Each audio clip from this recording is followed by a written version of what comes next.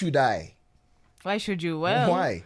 You actually do need that break sometimes mentally, so you can just gauge yourself, come back to reality. Because sometimes I don't think we take into account the sort of effect that is there when we take too much time on our screens. Some people, I think, do you remember, I don't know if you experienced this as a kid, when you used to go watch TV close to the screen and then mama nakwambia ebu toka hapo, and you're like, you don't want to, and then the next three And then times she lied to me soon after. My mom told me, Maliza shule won a TV. I've never been such a fanatic of TV soon after high school. Yeah. Right?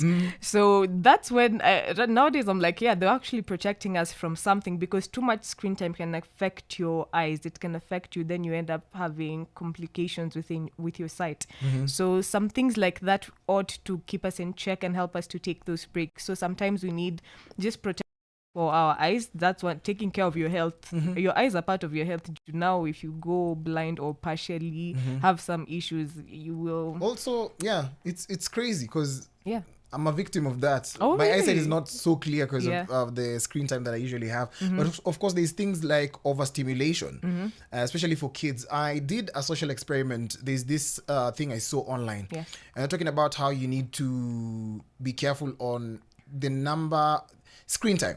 Be careful of screen time, especially when you have the young ones. Yes. And they're talking about your fast interaction.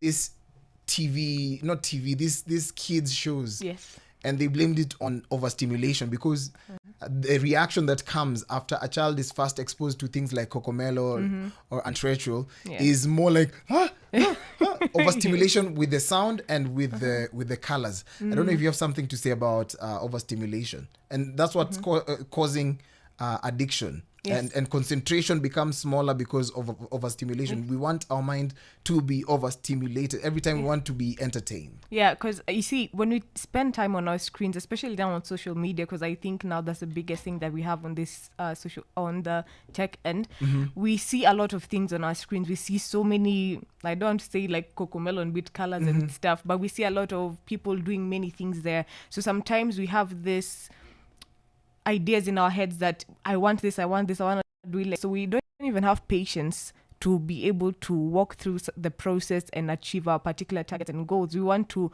do what we've seen now here, right now, you know, which ends up having us frustrated. We have those issues. Now we start getting depressed.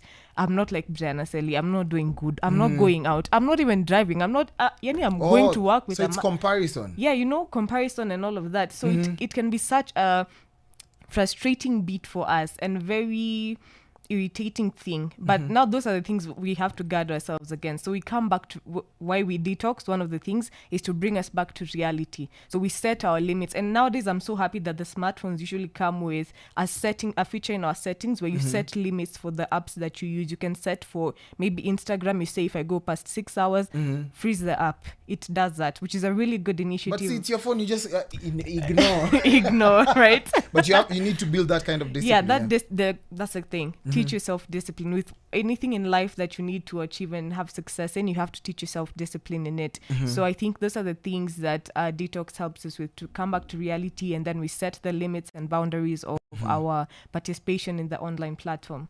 Yeah, that's really a good point.